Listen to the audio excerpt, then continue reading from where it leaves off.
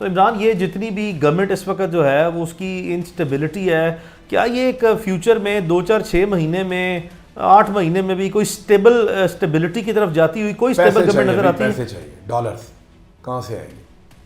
ये जो हमने बजट पेश किया है, कारोबारी यहाँ आएगा या भागेगा यहाँ से? आपने तो, मैं तो अंदर ही था, नहीं इस वक्त तक तो कोई एनकरेजिंग चीज नहीं है। आज पढ़ूंगा, पहला वीलॉग करूंगा, लेकिन आपने तो इसको पढ़ा है ना। तो व्हाट डू यू थिंक कि इस तरह के बजट के बाद हमारे पास इन्वेस्टर आ रहा है या जा रहा है? इन्वेस्टर तो पाकिस्तान में पिछले 1-2 साल से कोई नहीं आया, और इस वजह से नहीं आया कि बड़ी सवेयर किस्म की डिस्ट्रेसिंग सिचुएशन है, बहुत ज़्यादा पॉलिटिकल इंस्टेबिलिटी है, और कोई भी शख्स अपने पैसे, बल्कि सिर्फ इन्वेस्टर, फॉरेन इन्वेस्टर तो छोड़ दें, कोई पाकिस्तानी अपने मुल्क में और ओवरसीज़ पाकिस्तानीज अपने मुल्क में भी पैसा लगाने को तैयार नहीं है। और अभी नज़र आता है, से फॉर एग्जांपल हमारा बड़ा एक बूमिंग किस्म का एक सेक्टर हुआ करता था, रियल एस्टेट सेक्टर, जो कि मेरी राय में तो इतना कोई इनकरेजिंग चीज़ नहीं है। मुल्क की एक्सपोर्ट्स बढ़ाने की ज़रूरत है, लेकिन ये जो रियल एस्टेट सेक्टर है इसमें भी ट्रेडिंग जो है ऑफ प्लॉट्स तो बिल्कुल ऑलमोस्ट डेड हो गई है। तो इस तरह के हालात हमें वाजे करते हैं, गेन टैक्स लग गया बहुत, हाँ बहुत ज़्यादा गेन टैक्स भी लग गया, बट अदरवाइज वाजे करते हैं। फिर आपने देखा कि पाकिस्तान में एक बहुत बड़ा जो है वो पेंडोरा बॉक्स खुल गया दुबई लीग से, और जब ये भी चीज़ें जो हैं वो साथ ऐड ऑन करते हैं, तो यहाँ पे तो इन्वेस्टमेंट वाले हालात, तो ये स्टेबिलिटी जब नई इन्वेस्टमेंट आ रही, पैसे नहीं आ रहे, पब्लिक को ट्रस्ट ही नहीं है, फिर हाउ कैन यू क्लेम कि हम ठीक कर देंगे सब? अब बैठ के स्कूल टीचर की तरह टेबल पे डंडा खड़का खड़का के अगर कोई ये कहता है कि टैक्स देना पड़ेगा, टैक्स देना पड़ेगा, टैक्स देना पड़ेगा, वो इससे मुल्क नहीं चलते। वो तनख्वाहदार का टैक्स तो आप पहले ही काट लेते हैं तनख्वाह में से, देना पड़ेगा क्या मतलब है? वो बेचारे को तो तनख्वाह टैक्स काट के मिलती है बैंक में से, पुलिस उससे वाले तो याद आपने है, टैक्स स्नैच कर लिया। पुलिस वाले याद है जिनकी वो कह रहे थे तनख्वाहें बढ़ के टैक्स में सारी चली गई हैं, वो कैलकुलेशन कर रहे थे, वो कह रहे थे जी हमने प्लस माइनस किया, हम खसारे में जा रहे हैं। तो ये बजट के बाद वो कह रहे हैं तनख्वाहें जो बढ़ी हैं प्लस माइनस करके हमने टैक्सों के साथ उसको देखा, हम खसारे में जा रहे हैं। तो ये ऐसे उस्तानियों की तरह या उस्तादों की तरह बैठ के एक टेबल पे टैक्स देना होगा, टैक्स देना होगा, वो ऐसे नहीं मुल्क चलते भाई। टैक्स तो आप स्नैच कर रहे हैं, आप छीन रहे हैं। जो बंदा बेचारा तनख्वाहदार है मिडिल क्लास का, वो बेचारे को तनख्वाह मिलती टैक्स कटने के बाद है, आप पहले ही उसका पैसा निकाल लेते हैं। और जो ताकतवर तबका है, शराफिया है, उसका टैक्स आप बढ़ाने में बिल्कुल पहले की तरह नाकाम, हमेशा की तरह। तो ये आम आदमी का बजट था, उसके ऊपर बोझ पड़ा है। इन्होंने तो वादा किया था जी हम 300 यूनिट तक बिजली मुफ्त देंगे, वो तो गई ऐसी कहाँ दी इन्होंने? जो बेसिक यूनिट है ना बिजली का, वो 28 रुपए तक का हो गया basic unit.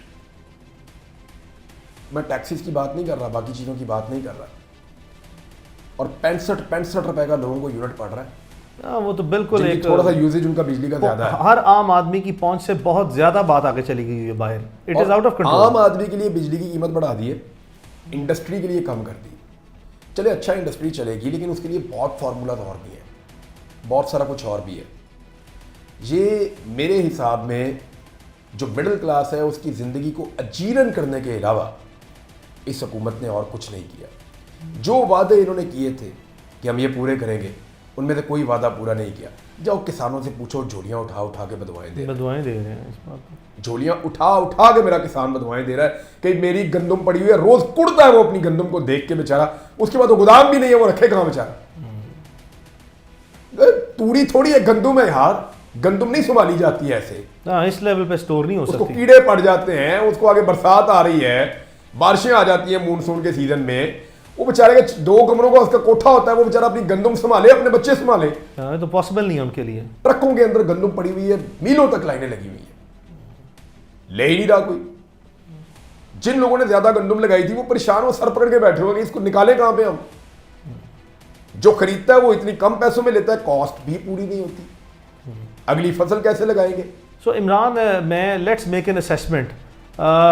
US, China, Saudi Arabia, UAE, Qatar और नन, क्या समझ आती है कहाँ से हमें मैसिव किस्म की फाइनेंशियल इन्वेस्टमेंट जो है वो आने का इम्कान है?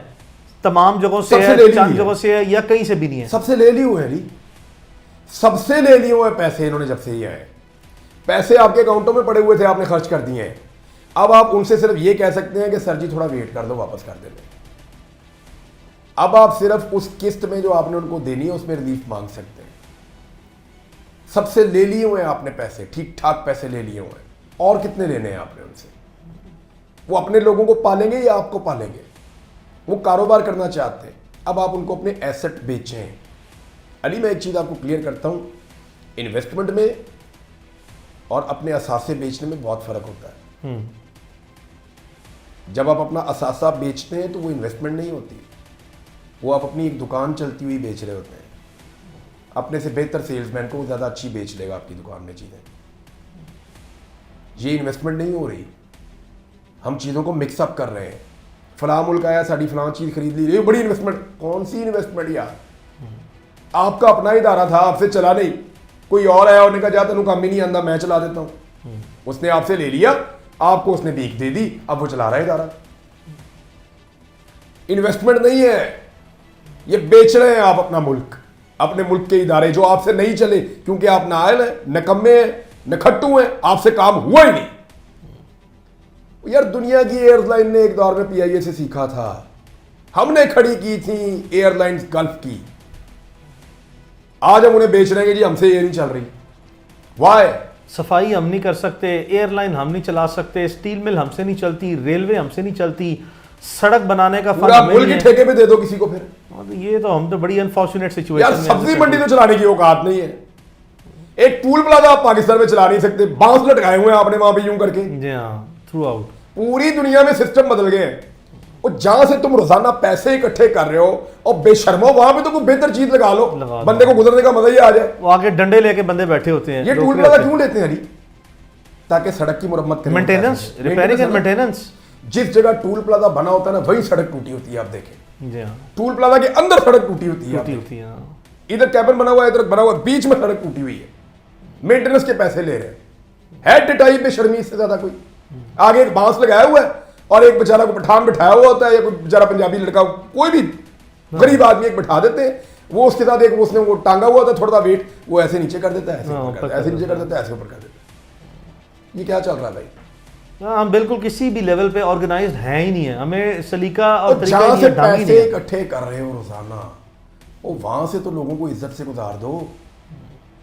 और भाई पैसे ही ले रहे हो ना, हर गाड़ी से आप ले रहे हैं 60 रुपए हर गाड़ी से, वहां से रोजाना को 20,000 50,000 गाड़ी गुजर रही है। चलो 1 लाख गाड़ी गुजर रही है तो 60 लाख रुपए आप रोज वहां का ले रहे हैं, बहुत पैसे इकट्ठे और 2 लाख रुपए का बैरियर तुमसे नहीं लग रहा। हाँ, लगाते ही नहीं है, ये नियत ही नहीं है। और नियत ही नहीं है, पैसे कहां जा रहे हैं ये तो पता करें इनसे। पैसे ये ठेके अपने जानने वालों को ये बांटते हैं, अपने सारे चहीतों को, रिश्तेदारों को ये ठेके बांटते हैं, ताकतवर लोग, और वो वापस 1 रुपया लगाने के लिए मुल्क पे तैयार नहीं है। इधर से आप कश्मीर में दाखिल हो, मैं एक दफा गया, जगह जगह लगा हुआ है, जगह जगह लगा हुआ है वो क्या बैरियर लगाया हुआ है, इधर भी पैसे दो, उधर भी पैसे दो, उधर भी पैसे। ये क्या चल रहा है? वेरी अनफॉर्चुनेट है, ज्यादती है। तो इमरान, मैं देख रहा था कल 1-2 दिन से सोशल मीडिया जो है वो मैं एक्सप्लोर कर रहा था। आई डोंट नो कि आपको टाइम मिला है कि नहीं मिला। 2, 4, 5, 7, 8, 10 जो हैं वो इररेलेवेंट से लोग जो हैं वो कोई अनफेयर कमेंट्स जो हैं, पर्सनल अटैक्स शुरू कर देते हैं। कोई देखने का, कोई जानने का कोई मौका मिला है या कोई तवज्जो दी है इस तरफ, या इतना टाइम ही नहीं है या इतनी रेलेवेंस ही नहीं देते? नेगेटिव कमेंट्स तो वो तो बहुत अच्छे होते हैं, इनको वेलकम करना चाहिए और इनको आने देना चाहिए। जो मुझे थोड़ा घटिया वाला लगता है ना, या मुझे लगता है कि ये बिलो द बेल्ट पर्सन अखलाकियात के किसी दायरे में नहीं आता। और तनकीद बहुत अच्छी चीज़ है, वो होनी चाहिए, उसको वेलकम करना चाहिए। लेकिन जो कोई अपने आपे से बाहर जाता है या वो घटिया या वो इस किस्म का, तो वो मैं फिर उसके पास बड़ा अच्छा ऑप्शन दिया हुआ उन्होंने, ब्लॉक पार्क करो, वो दिया ही इसीलिए, जान छुड़ाओ पार्क करो। तो ये जो है ना, वो साइकोलॉजिकल पेशेंट किस्म के लोग होते हैं, इनके प्रॉब्लम्स बड़े अजीब किस्म के हैं, तो फिर उनसे आप जान छुड़ाएं, डिस्कनेक्ट हो जाए बेहतर है। वो कहते हैं ना, अपने कपड़े बचा के आप निकल जाए, तो वो कपड़े बचा के निकल जाए तो अच्छी बात है। बहरहाल लोग इस पे क्या नेगेटिव कमेंट, सारी दुनिया यही कह रही है जाती हुई है, इस पे कौन करेगा? बेवकूफ़ी होगा जो इसके अंदर ये कहेगा कि ये तो अल्लाह वाला मामला है ना, अल्लाह का मामला है, अल्लाह की हद के अंदर कोई घुसा है, अब वो इंतज़ार करे अपनी बारी का, मेरे रब का, और अपने रब के फैसले का इंतज़ार करें।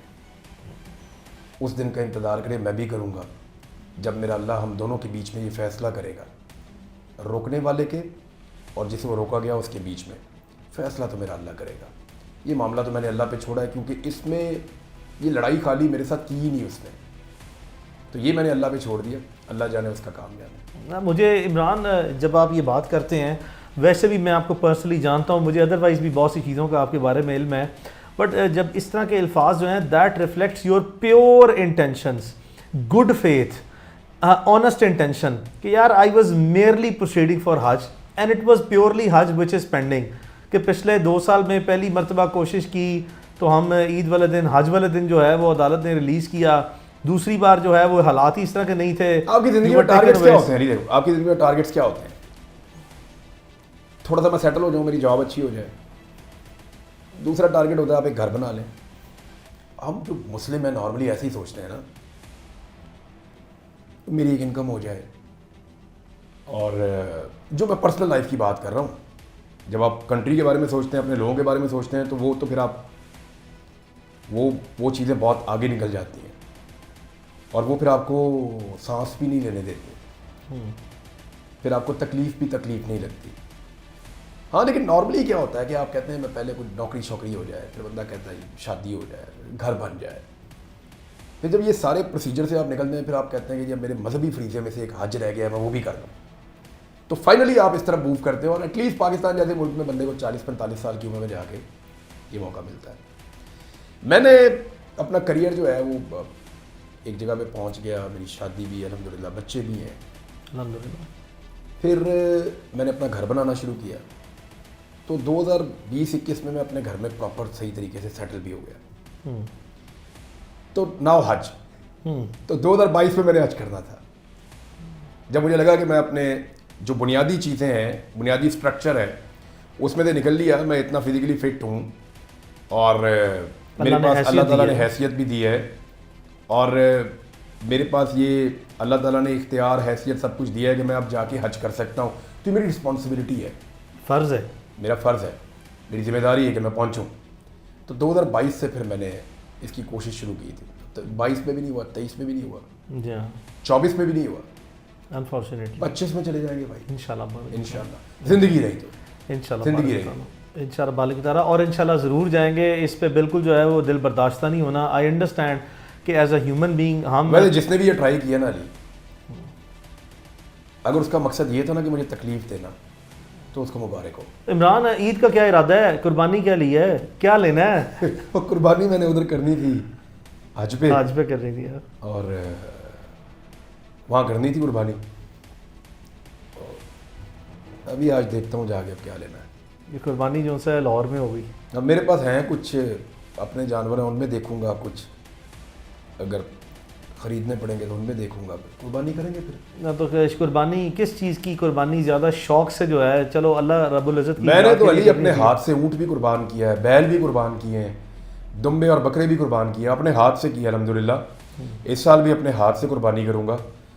तो अभी मशवरा करूँगा आज अपने घर वालों से कि क्या करना है, कैसे करना है। वैसे बतौर इमरान रियाज जो है वो इन चारों जानवरों में से सबसे ज़्यादा, सारी एक से बढ़कर एक अच्छे हैं, लेकिन अपनी उनको आप नहल करते हैं, वो खड़ा होता है, उसको नीचे से आप नहल करते हैं, वो मैंने 2 दफ़ा किया है, तो उसका तरीका अलग है। जो आपकी ये गाय वगैरह, उसको लिटा के आपको कुर्बान करना पड़ता है, तो उसमें ज़रा थोड़ा आपका जोर ज़्यादा लगता है। और बकरा और दुम्बा वो पता ही नहीं चलता, वो तो फ़ौरन कुर्बान हो जाता है। मुझे यानी मेरे लिए कुर्बानी इंपॉर्टेंट है, चारों जानवर एक जैसे हैं मेरे लिए। अल्लाह रब्बुल इज़्ज़त जिसको कबूल करे उसकी बड़ी मेहरबानी है, बड़ा इनका दर्जा है कुर्बानी के जानवरों का। अल्लाह ताला हम सब की, सारे मुसलमानों की कुर्बानी, जो लोग वहाँ हज पे कुर्बानी कर रहे हैं उनकी भी, जो लोग बाकी सारी दुनिया में मुसलमान कुर्बानी कर रहे हैं उन सब की भी कुर्बानी अल्लाह ताला कबूल करे। और ये जो कुर्बानी के जानवर हैं, इनको हमारी क़यामत वाले दिन बख्शिश का और हमारे दर्जात में बुलंदी का अल्लाह ताला ज़रिया बनाए, हमारे लिए आसानियों का ज़रिया बनाए। तो मेरे लिए ये सबकी कुर्बानी एक जैसी होती है, लेकिन मुझे ज़ाती तौर पे जो ये दुम्बा है ना, इसको कुर्बान करना अच्छा लगता है। यानी मुझे ज़्यादा फील आती है दुम्बे से ना, मुझे वो आती है जैसे। और हर जानवर का नबी अकरम सल्लल्लाहु अलैहि वसल्लम ने 100 ऊँट भी कुर्बान किए आप सल्लल्लाहु अलैहि वसल्लम ने, 63 आपने अपने हाथ से किए, और बाकी जो है वो हज़रत अली रज़ी अल्लाह तआला अन्हु को हुक्म दिया कि आप, क्योंकि हज़रत अली रज़ी अल्लाह तआला अपने साथ लेकर आए थे ऊँट का एक बहुत बड़ा एक फ्लॉक साथ लेकर आए थे ऊँटों का, एक पूरा गला, क्योंकि आप सल्लल्लाहु अलैहि वसल्लम ने वहाँ पे हज फरमाया था, फिर वो कुर्बानी हुई थी। तो एक वाक़या है हज़रत अबू बकर सिद्दीक़ रज़ियल्लाहु अन्हु का, आप खुश थे, एक इवेंट था, उसके बाद आप गए एक मंडी में, बाज़ार में, वहाँ अपने ऊँट खड़े हुए देखे तो आपने बहुत सारे ऊँट अपनी तलवार से नकल कर दिए और फिर आपने कहा जी अब इनके बता दो पैसे और ये आप सबकी दावत है। जितने लोग वहाँ मुसलमान थे आपने उन सबको बगैर पूछे आपने जाके ज़िबा कर दी। क्या शान है, अल्लाह। मैंने ये वाक़या पढ़ा, मुझे बड़ा मज़ा आया, मुझे बहुत अच्छा लगा, क्योंकि हज़रत अबू बकर सिद्दीक़ रज़ियल्लाहु अन्हु की ज़िंदगी के बहुत सारे वाक़यात मैंने पढ़े, मुझे बड़ा अच्छा लगता है तमाम खुलफ़ाए राशिदीन के वाक़यात पढ़ के। तो ये वाक़या मैंने 2 किताबों में अलग अलग जगह पे पढ़ा कि आप गए किसी जगह पे, मुझे वो एग्जैक्ट जगह याद नहीं है, लेकिन मुझे वो बड़ा मज़ा आया पढ़ के। और आपने जाके वहाँ बहुत सारे ऊँट कुर्बान कर दिए, फिर आपने उनकी कीमत पूछी और अदा की, और आपने वहाँ मकामी लोगों से कहा ये आप सबकी दावत है। Thank you Imran.